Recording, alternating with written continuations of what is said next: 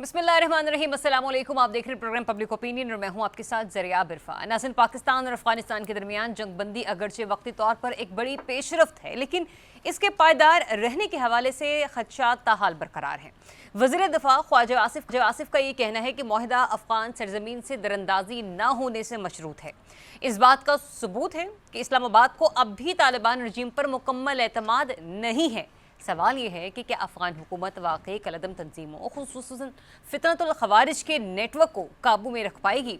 दोहा मुज़ाकरात के खुफिया पहलू, 25 अक्टूबर की मुतवक्के पेशरफ्त और पाकिस्तान की बढ़ती हुई सिक्योरिटी तशवीश वाज़ेह ये कर रही है कि खित्ता अभी भी गैर यकीनी सूरत हाल में मौजूद है। पाकिस्तान अमन चाहता है, मगर क्या काबुल हुकूमत भी इस जज्बे से आगे बढ़ेगी या एक नई महाजराई हमारे सामने आने वाली है। दूसरी जानिब पंजाब में बल्दियाती इंतखाबात इलेक्शन एक्ट 2025 के तहत कराने का फैसला कर लिया गया है, मगर इस अमल ने कई सियासी सवालात को जन्म दिया। पीपल्स पार्टी ने पहले ही इस पर तहफ़्फ़ुज़ात ज़ाहिर कर दिए हैं और गैर जमाती बुनियादों पर होने वाले ये इंतखाबात कितने काबिल कबूल होंगे ये तो आने वाला वक्त ही बताएगा। तो सवाल ऐसे में ये है कि क्या पंजाब हुकूमत वाकई पीपल्स पार्टी को सूबे में सियासी स्पेस देने पर आमादा है या ये सिर्फ एक सियासी तवाज़ुन बरकरार रखने की हिकमत अमली है। इसी दौरान पीपल्स पार्टी आज़ाद कश्मीर में हुकूमत साजी के लिए भी सरगर्म अमल है। अरकान असम्बली की हिमायत हासिल करने और मुमकिन तब्दीली के लिए जोड़ तोड़ जारी रखना है। अब देखना यह है कि क्या पीपल्स पार्टी आज़ाद कश्मीर में मौजूदा हुकूमत का तख्त उलट कर अपना वज़ीर आज़म ला पाती है या नहीं। उधर सुप्रीम कोर्ट में 26वीं आईनी तरमीम पर समाअत जारी है, मगर इसी दौरान 27वीं तरमीम की बाज़गश्त भी सुनाई दे रही है। सुप्रीम कोर्ट बार के नौ मुंतखब सदर ने बाकायदा तजवीज़ दी है कि नई तरमीम में एक अलग आईनी अदालत कायम की जाएगी और जजेस की रिटायरमेंट की उम्र 75 साल कर दी जाए। सवाल यह है कि क्या हुकूमत वाकई अदालती निज़ाहात के नाम पर सियासी रंग देने जा रही है और क्या इत्तेहादी जमातें ऐसी किसी भी आईनी तरमीम के लिए ऑन बोर्ड हैं। मुझे ज्वाइन कर रहे हैं सेगमेंट में रिजवान रज़ी साहब और इसा राना साहब। आप दोनों की शिरकत का बहुत शुक्रिया। रज़ी साहब, आपसे आगाज़ करूँगी। सबसे पहले वो खदशा जो कल आप दोनों ने भी जाहिर किए अफ़गान हुकूमत के हवाले से कि जो अभी मुआहिदा हुआ है उस पर कुछ कहा नहीं जा सकता, ये तो आने वाला वक्त ही बताएगा। रात को वज़ीर दिफा भी एक टीवी प्रोग्राम में यही गुफ्तगू करते हुए नजर आ रहे थे। तो फिर मुझे ये बता दीजिए कि जो पाक अफ़गान ताल्लुकात का मुस्तकबिल है, हम ये कह सकते हैं कि जो इसकी असली तस्वीर है वो दूसरे राउंड के बाद सामने आएगी।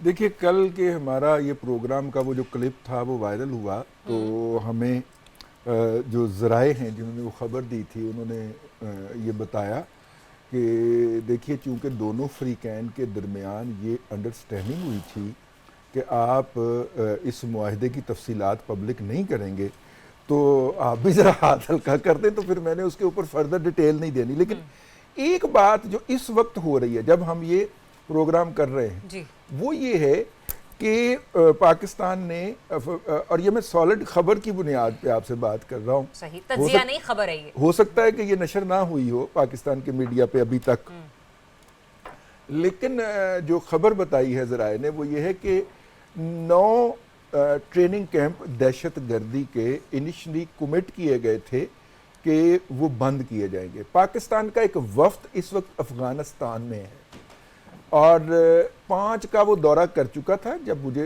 ये खबर दी गई, और वो बंद करके बकायदा अफगान हुकूमत ने दिखाए हैं। अच्छा, उसके जिम्मेदारान ने कि जी यहाँ पे थे, हमने बंद कर दिए।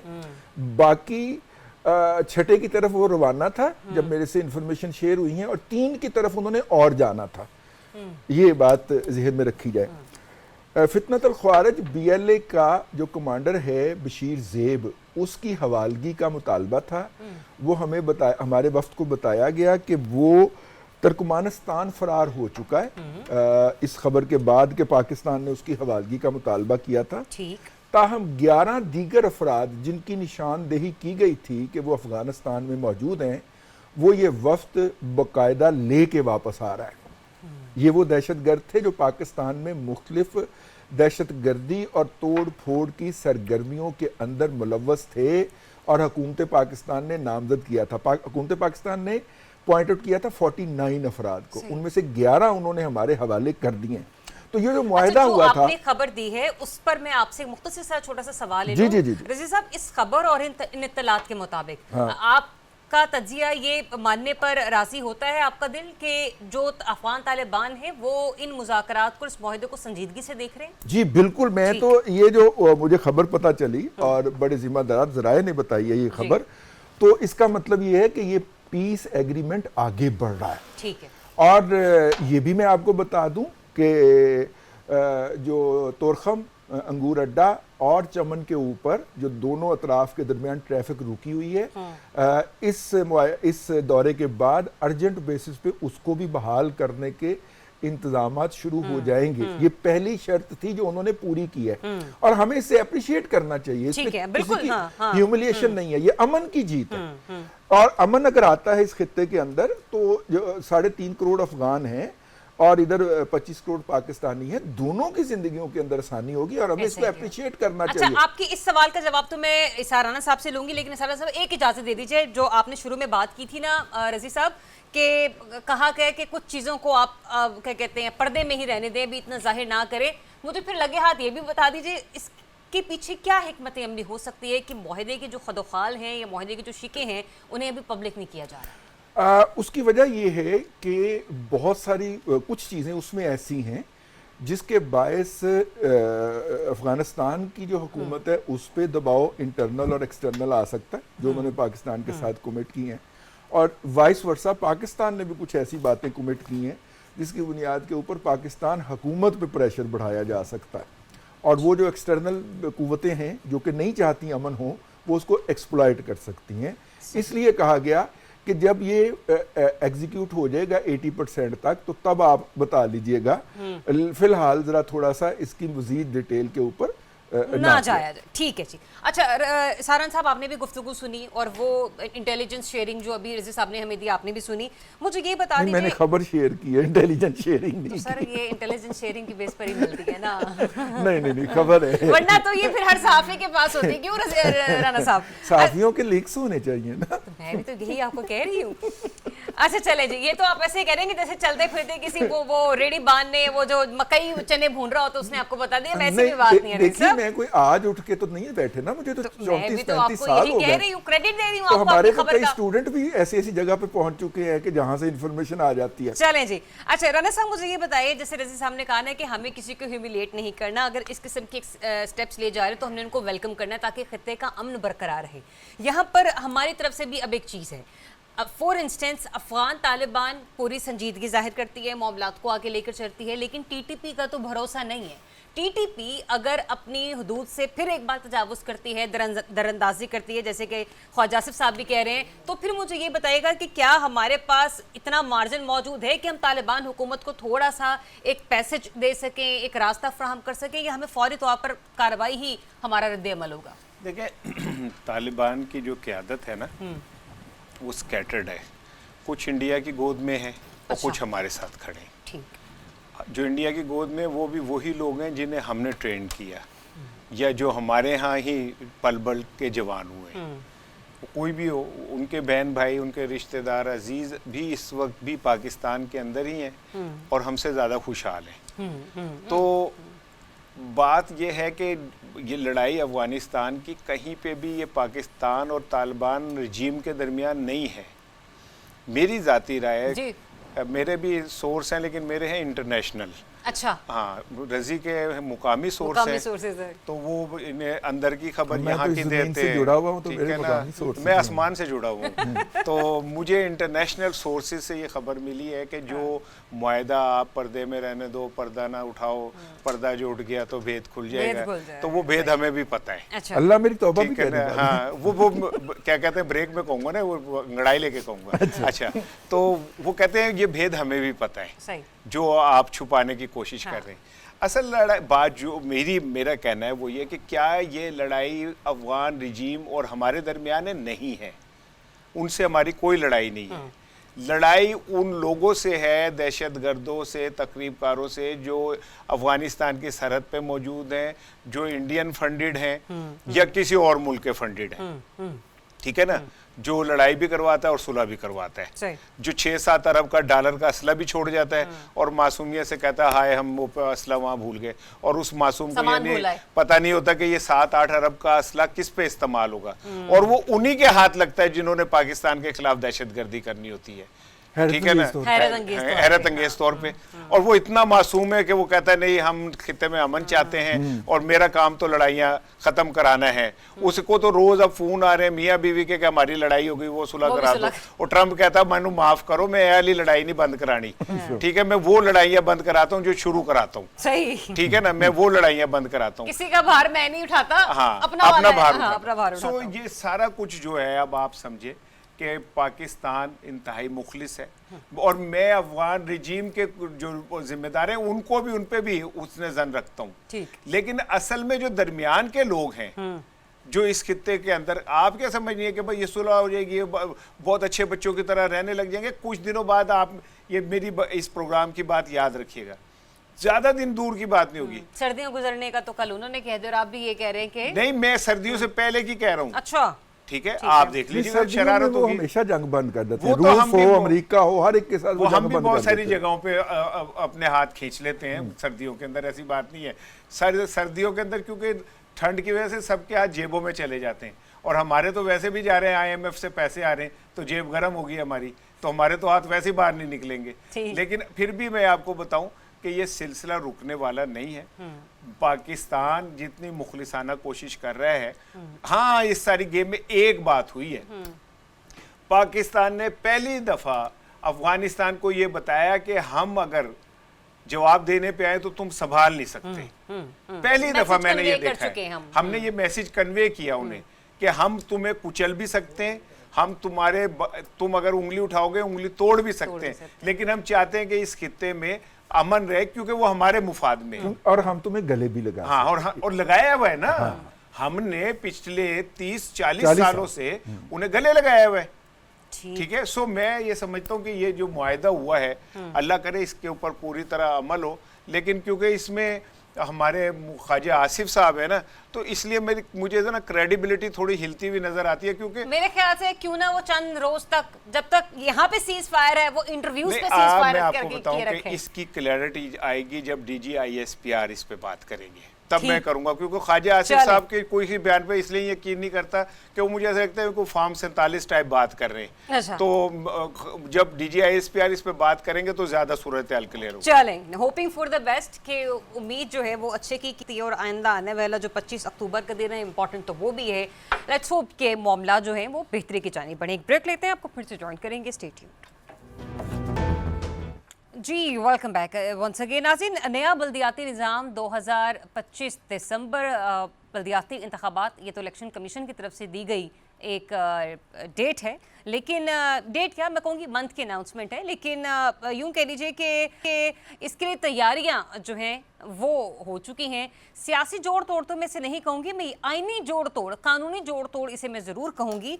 अच्छा, इसमें एक बड़ा इंपॉर्टेंट फैक्टर आज जो है वो मंजर आम पर आया कि जो नया एक्ट पास हुआ है उसमें फैसला ये भी किया गया है कि अब ये जो हुकूमत है वो पंजाब हुकूमत गैर जमाती बल्दियाती इंतखाबात करवाने का इरादा रखती है।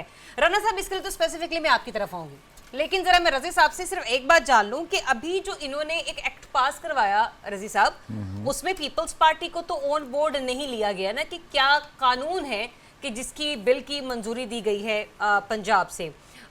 तहफ़्फ़ुज़ात पहले ही पीपल्स पार्टी के बरकरार हैं, अभी भी चंद मामलात पर 1 महीने का अल्टीमेटम दिया हुआ है। तो मुझे ये बताइएगा कि पीपल्स पार्टी की नाराज़गी को अफोर्ड करते हुए बल्दियाती इंतखाबात में उतरना और फिर बल्दियाती इंतखाबात का ऐसे में होना आपको नज़र आ रहा है?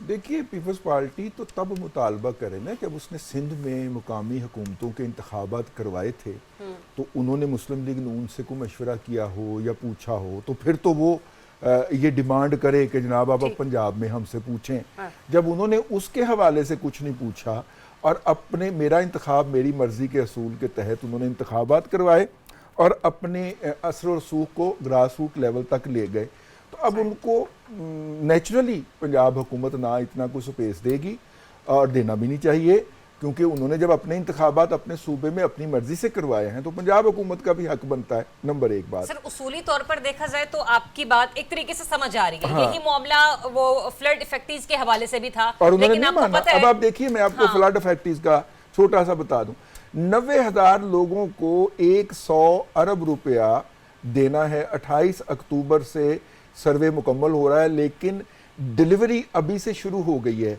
और असल में मसला ये था, ये जो पंजाब और सिंध के दरमियान जो लड़ाई हो रही थी नाम नेहाद किस्म की, और मेरे कंधे पे बंदूक रख के चलाई जा रही थी, असल मसला ये 100 अरब रुपए की डिस्ट्रीब्यूशन थी जो कि शुरू हो गई है। लेकिन कमिंग बैक, देखिए इसी तरह पंजाब हुकूमत सूबे के हद तक अपनी कानून साजी के अंदर आसाद है। पीर अशरफ रसूल साहब जो इस नई कानून साजी करने वाली कमेटी के सरबराह हैं पंजाब असम्बली के अंदर, मेरी उनसे बात हुई आज के प्रोग्राम से पहले, तो उन्होंने कहा कि the system will be as effective as of 2002। मतलब जिस तरह 2002 के अंदर तरक्याती काम हुए थे मुशर्रफ साहब के लोकल बॉडीज में, ये उतना ही मुअस्सर है। आप देखिएगा रौला मचेगा ये नहीं मचेगा, सियासी रौला नहीं मच सकता। सियासी रौले को अवॉइड करने के लिए ही पंजाब हुकूमत ने ये इकदाम उठाया है कि हम पार्टी बेस पे जाते ही नहीं है। Reserve your comments. राना साहब बगैर किसी उसके मतलब यानी कि पार्टी बेस मतलब ना लेकर गैर जमाती तरीके से बल्दियाती इंतखाबात में उतरना, इसका मकसद आपको एक तो क्या नजर आ रहा है, दूसरा ये कि किसके हक में आपको जाते हुए नजर आ रहे हैं, और मेरी information for sake of my information for the viewers as well, क्या माजी में पहले ऐसी कोई मिसाल मौजूद है कि गैर जमाती अंदाज में बल्दियाती इंतखाबात हुए? जमाती इंतखाबात जो हैं ये तो पहले भी होते, लेकिन हमेशा डिक्टेटर्स के दौर में हुए। ज़ियाउल हक ने गैर जमाती कराए, मुशर्रफ ने गैर जमाती कराए। वही मरियम साहिबा तो इंतहाई जमहूरी हैं, इंतहा से ज्यादा जमहूरी हैं। तो आपको कौन सा ऐसा खौफ है भाई कि आप जमाती नहीं कर? आप तो कह रहे हैं कि हम सबसे पॉपुलर हैं, आप तो कह रही हैं कि हमारी पॉपुलैरिटी तो ये है कि अब हमें अमेरिका के लोग कह रहे हैं कि हम आके आपको वोट डालने आ रहे हैं। सूबों की मिसालें दे रही हैं, दीगर सूबों की मिसालें दे रही हैं कि मुझे कॉपी करें। और मतलब हमारी जो आजमा हैं उन्होंने तो यहाँ तक कहा कि कई सूबों ने कहा है कि हमें दे दो मरियम, ठीक है ना। तो इतने पॉपुलर हैं आप कि मैं हर बंदे का दिल करता है कि मेरा बस चले तो मैं एक वक्त में मरियम साहब को 6 वोट डाल दूं। लेकिन मैं फड़िया जाना तो मैं इसलिए नहीं डाल सकता, लिहाजा हमने कोई और फॉर्म का चक्कर चला लिया कि ऐसे कर ले। भाई इतने पॉपुलर हो तो फिर डरते क्यों हो? कराओ जमाती इंतखाबात। तुम्हारी नजर में तो इमरान खान किस्सा पारीना हो चुका ना, वो तो एक क्या नाम है माजी का किस्सा बन गया। तो आओ मैदान में, घोड़ी है घोड़ी का मैदान, कराओ जमाती इंतखाबात। आप तो इतने पॉपुलर हो, इतनी खिदमत की है अवाम की, तो आपको डरना किस बात से? ये तो डिक्टेटरों की का माइंडसेट होता है। गैर जमाती इंतखाबात कराओ, नीचे से जो लोग आए उनके कान पकड़ो, कान पकड़ के कहो भी तू मेरे कोल बैठ जा, तू मेरे पास बैठ जा, तू मेरे ऐसे कर दे। जमहूरी बने, जमहूरियत की तरफ आए। अगर आप कह रहे हैं कि आप जमहूरियत के बेताज बादशाह हैं, ठीक है, तो फिर आप जमहूरी इंतखाबात कराएं, जमाती कराएं। ये छुप क्यों रहे हैं आप इसके पीछे कि गैर जमाती ये और वो? मेरा ख्याल है कि हमें अगर जमहूरियत की तरफ जाना, वैसे तो ये इंतखाबात ही नहीं होते नजर आ रहे मुझे। हाँ, मेरे इतने बंद बांधे जा रहे हैं उसके बावजूद आपको इंतखाबात नहीं होते नजर आ रहे? इंतखाबात तो होंगे। जब रावी आता है ना, वापसी करता है, तो सारे बंद टूट जाते हैं। देखा नहीं अभी सैलाब में वो आबादियां भी बह गई जो क्या कहते हैं पता नहीं ताकतवरों की थी और पता नहीं क्या क्या था।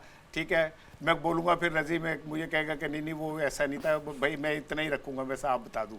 सो मैं अगर आपको इतना ही है तो आप आ जाए जमहूरी अंदाज में, करा लें इंतखाबात। आप उन्हें गोंगलू, बैंगन, टिड्डे, कद्दू, पतंग कोई क्या कहते हैं, पीटीआई ने पतंग चिमटा ऐलान कर दिया कि हमारा इंतखाबी निशान अगले इलेक्शन में पतंग। मैं कह रहा हूँ ये पतंग छोड़ें, आप उनको ना वो क्या कहते हैं डोर का निशान देते, एक लकीर ऐसे कह के ये डोर है, ठीक है, ताकि किसी को नजर ही ना आए, वो लोग समझें कि कागज के ऊपर गलत निशान पड़ गया। आप दे, आप बब्बर शेर का डोर का पिन्ना होता है यार, की करन दे भूल गए। लेकिन राना साहब एक सवाल मेरा ये है कि अगर एक मिनट पाया ना, पिन्ना भी होता है, शुक्र करें आप पिन्ने की सजेशन दे रहे ना, चरखी की सजेशन दे रहे ना, कोई पता नहीं वो गिठ की दे दें। आपको होता है डोर गिठ में भी हम यूं करते होते थे। तो बात यह कि आप गिठ दें, जो मर्जी दें, आप कराएं जमहूरी अंदाज में इंतखाबात। और ये जमहूरी अंदाज नहीं है आपके ख्याल में? डिक्टेटर कराते रहे, ज़िया-उल-हक ने कराया, मुशर्रफ ने मेरी कराया, बात- अयूब खान ने बीडी मेंबर्स का कराया, इसी तरह कराया था। आप तो जमहूरी है ना, आप आए मैदान में फिर। अच्छा सर, देखिए पीटीआई भी अभी तक तो रजिस्टर्ड नहीं है किसी भी तरीके से, ठीक है ना, तो मतलब वो भी आज़ाद अरकान ही है। गैर जमाती इंतखाबात होते हैं तो नुकसान हो सकता है पीटीआई को या फ़ायदा हो सकता है? देखिए, अगरचे गैर जमाती इंतखाबात होते हैं और दोनों इंतखाबात को मैंने किया हुआ है, अटेंड किया हुआ है। मतलब पहले जो इंतखाबात गैर जमाती हुए थे उस वक्त हम यूनिवर्सिटी में थे और दूसरे जो हुए उस वक्त हम शोबा सहाफत में थे। रुक रखिएगा, आपसे एक और सवाल लेना है मुझे दोनों से। दोनों एक को एक मैंने मिनट का। कवर किया हुआ है। गैर जमाती होने के बावजूद भी उस वक्त चीज़ें ऑब्वियस थी। और एक बात को ना भूलिएगा कि गैर जमाती इंतखाबात के नतीजे में जो क़यादत उभरी थी नई, वो इस वक्त तीनों political parties, Peoples Party, PMLN और PTI की टॉप ब्रॉस में है। जिला काउंसिल के चेयरमैन थे शाह महमूद कुरैशी साहब, अगर आपको याद हो। जी, जी। ये जितनी भी टॉप लीडरशिप है वो 85 के गैर जमाती इंतखाबात की देन है हमें। असलम इकबाल जैसा बड़ा नाम जो है, अच्छा। वो क्या कहते हैं, बल्दियाती बड़ा नाम इंतखाबात है। सही नाम, वाकफ है, बहुत बड़ा यार नाम है। उन्होंने कहा बेकरी वाले ने पैसे तो दे दे केड़े? वो ਜਿਹੜੇ ਉਹਨੇ ਲੈ ਕੇ ਨਾ अच्छा सर, जमहूरी ना, ना, एक और रवैया अपनाया जा रहा है आज़ाद एक कश्मीर मिनट की ठहर तरफ। जाए, एक मिनट ठहर जाए। हाँ। मैंने इन्होंने कहा कि उस बेकरी वाले के यार नहीं, वो बेकरी उन्होंने खोली हुई थी लोगों से जो सप्लाई जी करते मैं थे अर्ज ना। कर रहा हूँ उसी तरह। यार आप ऐसा करें, जो उनकी बेटी का जहेज लूटा गया ना, हाँ। वो भी वापस मैं करा उसके दें। साथ हूँ। ठीक है, मैं उनके साथ उनकी अगर बेटी का जो ज्यादती हुई जहेज है- लूटा गया, उनका घर जो मिसमार कर दिया गया ना ये भी गलत सफराबाद किया, में, ये भी गलत वो भी किया। वापस मैं करा उसके दें साथ यार। हूं उनके। वो तो उनका पर्सनल मैं लेन उनके देन का साथ हूं मामला है, भाई। मैं- लेकिन रियासत मैं अगर उनके लिए किसी- आवाज उठाऊंगा कि वो ऐसा ठीक करे है, तो मेरा लेकिन हैरत मैं आती दूसरों है। के लिए भी मैं आवाज कह रहा हूँ उठाऊंगा। ना, किसी का घर मिसमार कर देना, किसी की बेटी का जहेज लूट लेना बहुत बुरी ज्यादती बात है, गलत। ये वापस मुझे गलत फिलहाल है। अब आप ये बता दीजिए कि जो पीपल्स मेरे से पार्टी आपने दूसरा है, सवाल भी पूछना था। आती हूँ ना, दोनों के लिए एक ही सवाल फ्लोट कर रही हूँ कि पीपल्स पार्टी का मुस्तकबिल आपको आज़ाद कश्मीर में क्या नजर आ रहा है? सुनने में आ रहा है कि नंबर गेम जो है फरियाल तालपुर साहिबा जो है वो मुकम्मल करती हुई नजर आ रही है। कर रही 27 लोगों से तो उनकी मुलाकात चंद रोज में होने जा रही है। देखें, मैं आपको बताऊं, पीपल्स पार्टी बहुत फाल हुई है और सदर मुमलिकत जनाब आसिफ अली जरदारी ने अपना किरदार खुल के निभाने का फैसला किया। कल उन्होंने एक इजलास की सदारत की है जो कच्चे के डाकुओं के साथ मुज़ाकरात थे। और यार मेरे पे इल्जाम पड़ जाना है यार, बात आप कर रहे हैं। भाई नहीं, मैं अच्छा। तो खबर छपी हुई है, मैं अखबार में पढ़ के आया हूं। अच्छा, अखबार में पढ़ के आ रहा हूं मैं। अच्छा, ठीक, कि उनकी जदारत में इजलास हुआ है कच्चे के कान बंद कर डाकुओं लें। का, और उनसे कहा गया कि जी आपको कंपनसेट कर दिया जाता है और ऐसे कर दें वैसे कर दें। मुझे नहीं पता कि ये किस मरियम साहिबा का मैं पढ़ रहा था कि वो उन्होंने ड्रोन अटैक करने का इस्तेमाल करने का फैसला किया है डाकुओं डाकुओं ड्रोन के साथ। इस्तेमाल, अच्छा। हाँ, हाँ, तो मुझे नहीं पता कि वो सारे माइग्रेट होके कहाँ गए हैं या कहाँ नहीं गए, मैं भी नहीं बात कर रहा। लेकिन सदर साहब ने एक फ़ाल किरदार अदा करना किया है। यानी दुनिया के सदूर जो हैं वो बैन अल-अक़वामी मामलात हल कर रहे हैं। दुनिया के सदूर जो हैं गज़ा के ऊपर इन्वॉल्व हैं, दुनिया के सदूर IMF पे इन्वॉल्व हैं। हमारे सदर साहब कच्चे के डाकुओं को मना रहे, मंजा मंजा बालम मंजा, मैं न छुड़ाऊंगी हाथ रे। तो वो मतलब ये इससे अंदाज़ा कर लें पीपल्स पार्टी के माइंड सेट का। और ये जो आप करिए ना आज़ाद कश्मीर में क्या होगा वो होगा, तो अब जब किसी पहलवान को ये आदत हो जाए ना कि वो बगैर कुश्ती लड़े, जो अंपायर है उसका हाथ खड़ा कर देगा जीतने के लिए, तो फिर वो अखाड़े में मेहनत ख़त्म कर देता है। यही वजह कि पंजाब में बल्दियाती इंतखाबात जमाती नहीं हो रहे, और यही वजह कि पीपल्स पार्टी के पेट में कड़ा पड़ रही इसी बात से। ये पीपल्स पार्टी आपको यहाँ पे भी आपको लगता है कि आज़ाद कश्मीर में भी किसी पहलवान ने उनका हाथ पकड़ रखा है? देखिए, आज़ाद कश्मीर के अंदर जो गुज़िश्ता इंतखाबात करवाए गए और जिस तरह उनमें टिकटें फ़रोख्त हुई और उसके नतीजे में जो नमूने आज़ाद कश्मीर में मुसल्लत किए गए, उनके ख़िलाफ़ अवाम का रद्द अमल जो है वो हम 2 मरतबा देख चुके हैं आज़ाद कश्मीर के अंदर, और ये दूसरी मरतबा भी आखिरी मरतबा नहीं था। वो अपने सारे मुतालबात जो कि गैर हकीकी मुतालबात थे, उनमें से बहुत सारे मुतालबात गैर हकीकी हैं, लेकिन वो मनवा के टले, फिर दोबारा आ गए, फिर मज़ीद गैर हकीकी। यार वहाँ पे इंडस्ट्री को भी बिजली जो है वो आप 3 रुपये यूनिट देने जा रहे हैं, जो कि आप यहाँ पे 65 रुपये यूनिट देख रहे हैं पाकिस्तान के अंदर इंडस्ट्री को, वहाँ पे आप 3 रुपये वो बाहर आ जाते हैं ना अपने ठीक है? हकूक़ के लिए, हम आ नहीं सकते। अच्छा, और वो आपकी और मेरी जेब से निकाल के दी जाएगी। लेकिन और जो इतलात हैं, जो हुकूमत के पास सर्वेज हैं या जो उनको एजेंसियां बता रही हैं कि ये तीसरी दफ़ा आने का भी इरादा रखते हैं, और अब हम गंद के ऊपर मज़ीद गंद करने जा रहे हैं। पहले उनको असल नुमाइंदों से महरूम किया डंडे के जोर के ऊपर, अब फिर उनके ऊपर जो है वो इम्पोर्टेड किस्म की क़यादत मुसल्लत करने जा रहे हैं। ये उससे बड़ा डिज़ास्टर होगा।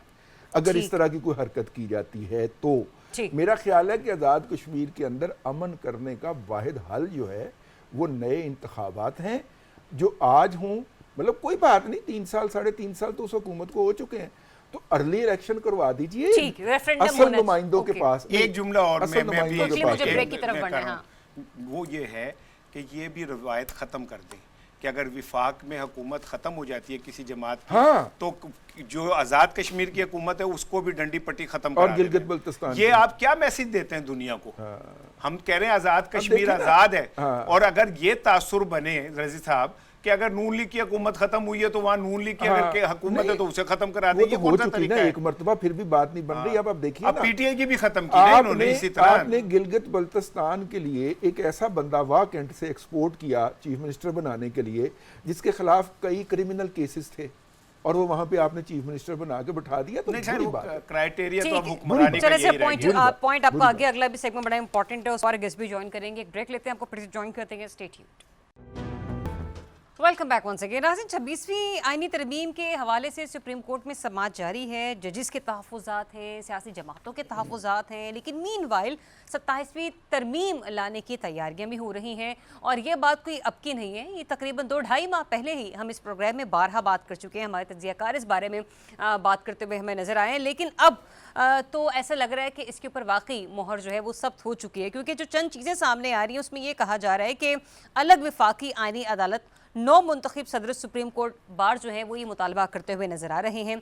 फिर साबिक सदर जो सुप्रीम कोर्ट बार हैं उन्होंने इस मुतालबे पर अपनी आमादगी तो जाहिर की है, लेकिन वो जो एज ग्रुप है उसके हवाले से तहफ़्फ़ुज़ात जाहिर करते हुए नजर आ रहे हैं कि 75 नहीं 70 होनी चाहिए।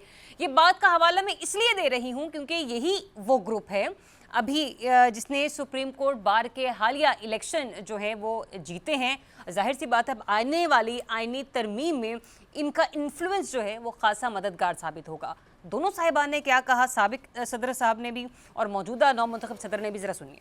हम ये समझते हैं कि आज भी पार्लियामेंट को मुतफिक होकर 27th अमेंडमेंट करके इन्हें कॉन्स्टिट्यूशनल कोर्ट बनानी चाहिए, और कॉन्स्टिट्यूशनल कोर्ट जो है उसमें उसकी एज जो है जजेस की वो मिनिमम 70 होनी चाहिए। उस वक्त अंडरस्टैंडिंग दी गई थी, वक्त के तौर पर उनकी जो कोई मजबूरी हो गई, लेकिन मेरा ये पर्सनल आइडिया सिर्फ ये है कि इंडिपेंडेंट कॉन्स्टिट्यूशनल कोर्ट होनी चाहिए, उसको सबऑर्डिनेट कोर्ट सुप्रीम कोर्ट का नहीं होना चाहिए। बैरिस्टर हसनैन अली चौधरी साहब ने मुझे सेगमेंट में ज्वाइन किया है। बहुत शुक्रिया बैरिस्टर साहब आपके वक्त के लिए। बैरिस्टर साहब मुझे ये बता दीजिएगा कि 27वीं तरमीम के जरिए आइन के आर्टिकल 200 में तरमीम होने जा रही है, और इस सिलसिले में आइन का आर्टिकल 200 कहता क्या है?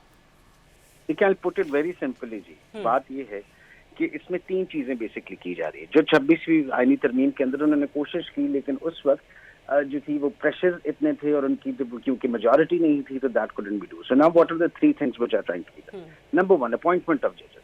अब आपके जो चीफ जस्टिस साहब है, आपने तो वो भी देख लिया कि वो अब सीनियरिटी का वो खत्म हो गई, अब they can choose anyone. Number 2, the postings of जजेस। जज of Sindh high court can be posted to Lahore, the Sindh of Lahore high court के जो जज हैं he can be posted to Islamabad पर से। तीसरी चीज इसमें क्या आ गई, एजेस ऑफ द जजेस। चौथी चीज इसमें क्या आ गई, बात कि आपकी जो आईनी अदालत है वो सुप्रीम कोर्ट से अलग होगी। मेरा एक छोटा सा सवाल है इसके अंदर। द क्वेश्चन इज कि आर्टिकल 199 के अंदर आपकी हाई कोर्ट बैठती है, ठीक है जी। High court and supreme court पर से वो खुद ही आईनी अदालतें हैं, वहाँ सिविल मुकदमात नहीं जाते। वो जब बैठती है तो अपनी कॉन्स्टिट्यूशनल कैपेसिटी में बैठती है। तो अगर आप एक अलग आईनी अदालत बनाएंगे तो वहाँ सुप्रीम कोर्ट की और हाई कोर्ट की क्या वैल्यू रहेगी? Because high court in itself is the constitutional court. जब आप रिट पिटिशन या कॉन्स्टिट्यूशनल पिटिशन हम इसको कहते हैं, जब हम फाइल करते हैं तो हम आइन के नीचे करते हैं। वो आइन की आप हाई कोर्ट में सिर्फ तब जा सकते हैं जब आप वहां जाके अलेज करें पिटिशन के अंदर कि हमारे साथ जो सलूक हुआ है वो आइन की जो थी उसके नीचे नहीं हुआ, हम हमारे साथ आइन से बालातर होकर सलूक किया गया है। वी हैव हमारे फंडामेंटल राइट्स जो हैं एज पर द कॉन्स्टिट्यूशन, उनको ब्रीच किया गया है। तो फिर हाई कोर्ट आपका मुकदमा सुनती है। तो अगर ये आईनी अदालतें अब अलग हो जाएंगी सुप्रीम कोर्ट से, तो what will be the rule? और मुझे ये भी बता दीजिए बैरिस्टर साहब कि 70 या 75 साल इसमें क्या डिफरेंस है? अगर मैं उम्र के लिहाज के हवाले से भी बात करूं, हुकूमत को 75 साल की उम्र के जजेस साहिबान से किस किस्म के फायदे हैं? मतलब क्या एडहॉक जजेस लगाए जाएंगे? क्या रिटायर्ड जजेस साहिबान को भी यहाँ पर जो है मुंतकिल किया जा सकता है? देखिए एड हॉक जजेस तो हमारे अभी भी सुप्रीम कोर्ट से 2 ऑनरेबल जजेस रिसेंटली रिटायर हुए, लेकिन यहाँ टू बी वेरी ऑनेस्ट यहाँ मसला कुछ और है। यहाँ मसला ये है कि कुछ जजेस को बाईपास करने की कोशिश के अंदर आपके आइन के साथ खेला जा रहा है। कुछ जजेस को ये मेक श्योर करने के लिए कि वो सुप्रीम कोर्ट के अंदर चीफ जस्टिस के रोल पे ना आ सकें, वो उनकी जो है जो एज लिमिट उनकी कम हो जाए या उनको आप किसी सीनियर रोल में ना ला सकें, उसके लिए आपकी कंप्लीट आइन से जो कॉन्स्टिट्यूशन चाहिए उसके साथ they are trying to play. ठीक है। अच्छा एक बात बैरिस्टर साहब, ये तो हाई कोर्ट और सुप्रीम कोर्ट तो अपैलेट कोर्ट भी तो है ना निचली कोर्ट्स के, तो अगर हम ये कॉन्स्टिट्यूशनल और दूसरे में पड़ गई तो अपैलेट कोर्ट वाला स्टेटस तो उनका अपनी जगह के ऊपर रहेगा ना सर? सर मैं आपको रजी साहब सामने कर इसमें भी 2 चीज़ है। बात है कि अपैलेट कोर्ट में ठीक है, सिविल की आपकी अपील ऊपर जाती है, क्रिमिनल की आपकी अपील ऊपर जाती है, लेकिन हाई कोर्ट तो खुद जिसकी जब जजेस की तकर्री होती है वही जो है आइन के नीचे होती है। हाई कोर्ट के अंदर हाई कोर्ट एस्टेब्लिश आइन के नीचे। For instance civil court, session court आपकी जो कहेंगे, मजिस्ट्रेट कोर्ट, वो आइन के नीचे नहीं है जी, ठीक है। उसको जो है वो कानून डिफरेंट लॉ करता है। But when it comes to the high court, it's constitutional court. जब आप आर्टिकल 199 के नीचे हाई कोर्ट के अंदर जाते हैं तो वो आइन के नीचे जाते हैं कि हमारे फंडामेंटल राइट्स जो है। अब अगर आप सुप्रीम कोर्ट के साथ एक पैरेलल एक और फॉर इंस्टेंस रईस साहब इसी केस पे आज जो हो रहा है, आज उसमें बेसिक चीज उन्होंने क्या उठाई, उन्होंने आज ये कहा कि साहब एक कोर्ट जिसके खिलाफ ये केस हो रहा है, जिन जजेस के खिलाफ जिनकी जो डायरेक्ट पार्टीज हैं, अफेक्टिव हैं एक मैटर के अंदर, they are listening to the entire thing. अब सुप्रीम कोर्ट का जो लार्जर बेंच है अगर वो जो होगा तो क्या अब हम ये समझ लें कि अब इन जजेस के अलावा जो कॉन्स्टिट्यूशनल बेंच में बैठे हैं तो कभी भी किसी भी जो आपकी जो आईनी मामला है या किसी भी पॉलिटिकल और the law of necessity whatever it में भी, उसके ऊपर अब बाकी जजेस फैसले नहीं कर सकते। आर दे नॉट कॉन्स्टिट्यूशनल जजेस एनी मोर, या हम ऐसे कहें कि अब वो सेशन जजेस की एक अब प्रमोशन करके वो हाई कोर्ट के अंदर या सुप्रीम कोर्ट के अंदर आए, दे वुड नॉट। बिल्कुल ठीक है। Thank you so much barrister Hasnain साहब अपना वक्त देने के लिए। कुछ टेक्निकल नोट्स थी जो कि आपसे जानना बहुत ज़्यादा ज़रूरी हो चुका था, क्योंकि आप दोनों ने सुन लिया है। सारा साहब, जो ग्रुप इस चीज़ को इंडोर्स करता हुआ नज़र आ रहा है उसको थपकी भी है वफाकी वज़ीर कानून की, तो इसका मतलब आपको ये जो 27वीं आने वाली तरमीम है ये आती हुई और पास होती हुई किस हद तक नज़र आ रही है? वो जो गालिब ने कहा था ना, वो हाथ को जुबिश नहीं आंखों में तो दम है, रहने दो अभी सागरो मीरा मेरे आगे। तो ये 75 साल की लिमिट जो है ना, मेरे ख्याल है इसको 117 साल कर देनी चाहिए। अच्छा। क्योंकि 117 साल के बाद जीने का इम्कान कम ही रह जाता। तो आखिरी दम तक जज साहिबान रहें, फैसले करें, उनको मराहत मिलें। राउंड फिगर ना कर दें, नहीं मैंने 120 कर लें या 110 कर, जैसे ताहयात कर दें सर। मेरी अर्ज सुन लेना, जैसे हमारे और अमेरिका में जज ताहयात ही होता है, जी अच्छा, बरतानिया में वो ताहयात होता है, लेकिन वो बहुत ही ज़्यादा बाहयात होता है। मैं इसलिए उस तरफ नहीं जा रहा, लेकिन बाहयात तेज ज़्यादा लगा दिया। मैंने ते इसलिए लगाया ना कि मैंने भी जिंदा रहना है। अच्छा, तो ते आपने लगाया, मैंने ते आपने खत्म सर किया। नहीं किया है, मैंने ताहयात कहा है भाई सर, ते आपने उड़ाया, मैंने नहीं उड़ाया, पैन साफ बात जो है। तो ये कि 117 साल कर लें, क्योंकि पाकिस्तान में तो लोग, नौजवानों का तो कोई फ्यूचर ही नहीं है ना, उनकी तो कोई ज़िंदगी नहीं है। नीचे आने वाले जो लॉयर्स हैं, जो जजेस हैं, जो जिनमें पोटेंशियल है, उनका कोई हक नहीं है ना। वो तो जो ऊपर बैठे हुए लोग हैं उन्होंने सांप कह रहा हूँ, मतलब उन्होंने उसके ऊपर बैठे रहना ना। वह मुझे नहीं समझ आती इस सारी नफ्सियात की कि हम ये कैसे समझ लेते हैं कि एक शख्स के बगैर इदारे नामुकम्मल हो जाएंगे। तो फिर वो इंस्टीट्यूशन, उनके अंदर तैयारियां और नीचे ग्रूमिंग का मायने क्या है फिर? अगर आपने इन जजों को 75 साल तक ही बिठाना है।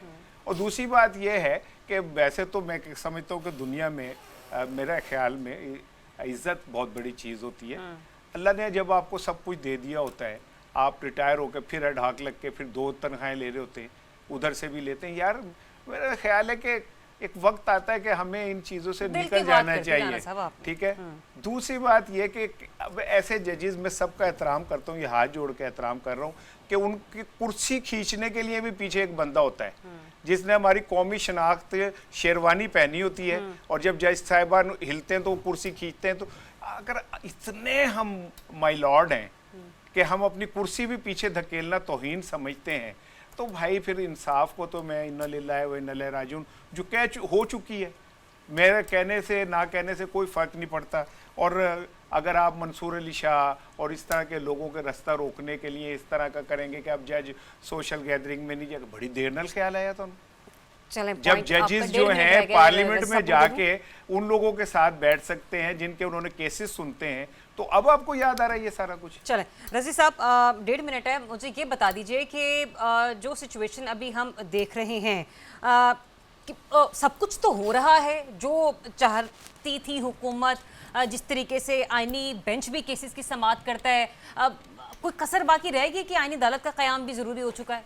देखिए, मैं इस पे इसलिए तबसरा नहीं करूँगा कि पहले मेरे तबसरों के नतीजे के अंदर एक जज साहब ने FIA के DG को बुला के और ये कहा कि तुम रिजवान रजी के खिलाफ अपनी तरफ से केस करो, और मेरा वो केस अभी खारिज नहीं हुआ, वो पेंडिंग है। और अल्लाह की पकड़ ये है कि इनसे पूछें वो DG कहाँ है, और इसलिए मैंने इसके कहाँ ऊपर है कोई वैसे? कमेंट नहीं करना। मैं सिर्फ 2 चीजें क्लैरिफाई करूंगा जो एक वो कुछ सीनियर पूछ रही हैं। हाँ, एक सीनियर जज ने मुझे पॉइंट आउट किया था, और चूंकि राना साहब ने ये बात कही है, जज साहब को ताहयात हाजिर सर्विस समझा जाता है क्योंकि वो पेंशन ले रहे होते हैं। उसके बाद उन्हें जो भी असाइनमेंट मिलेगी वो उस पेंशन के अंदर वो असाइनमेंट पूरी करने के पाबंद हैं। बिल्कुल ठीक। वो कोई एक पैसा अजाफी चार्ज नहीं कर सकते। एक सिटिंग जज ने ये खाकसार को ये क्लैरिफिकेशन दी थी, तो मैंने कहा राना साहब ने चूंकि कमेंट कर दिया है और मैं बैठा हुआ तो हूं, ये सर मुझे एडहाक जज जो ले रहे हैं तनख्वाह, ये वो नहीं किसे? ले रहे थे। उन मराद भी कोई जजेस नहीं है, ले रहे, उनको उसी पेंशन के मराद अंदर भी कोई नहीं मिल रही। वही मराद जो उनको पहले मिल रही हैं बीइंग ए रिटायर। अब मैं कल के प्रोग्राम में आपको ये बताऊंगा कि एडहाक जजेस को क्या क्या चलें, वी जस्ट होप कि अब इसको कंटिन्यू कर सके, लेकिन मुझे बता दीजिए कि कोई कसर रह गई थी जो अब निकल जाएगी पूरी? देखिए, एडहाक 2 तरह के हैं ना। एक जो हैं वो एडहाक हैं जिन्हें आपने थोड़े अरसे के लिए लगाया है, और एक वो हैं जो रिटायरमेंट के बाद एडहाक लगे हैं। मेरी मुराद रिटायरमेंट के बाद दो जजेस एडहाक लगे थे। आपने क्या बात की थी कि ये आपको तरमीम होती हुई नजर आ रही है? देखिए, हुकूमत इस तरमीम से बड़ी बात कहने लगा हूँ, हुकूमत इस तरमीम से इसलिए डरी हुई थी या रुकी हुई थी कि उनको पता नहीं था। हुकूमत डरी हुई थी? हाँ, अच्छा। उन्हें खदशा था कि वुकला इसके खिलाफ रिएक्ट करेंगे। जिस तरह सुप्रीम कोर्ट बार एसोसिएशन के इलेक्शन के अंदर ओवरवेलमिंगली, और होम कॉन्स्टिट्यूएंसी जो थी जिन्होंने 26वीं तरमीम को चैलेंज कर रखा है, कराची, वहां से जब ये इलेक्शन जीते हैं तो ये वो ग्रुप जिसके बड़े लीडरों के अंदर वो जो तारड़ साहब हैं, आजम वजीर तारड़ साहब शामिल हैं, तो उसके बाद कॉन्फिडेंस बढ़ा है। अब वो ज्यादा धड़ल्ले से ये तरमीम लेके आएंगे 27वीं तरमीम। ठीक है, ठीक है। चले जी, ये सेगमेंट यहीं पर क्लोज हुआ और प्रोग्राम का वक्त भी खत्म हुआ जाता है। इजाजत दीजिए, अपना बहुत सा ख्याल रखिए। अल्लाह हाफ़िज़।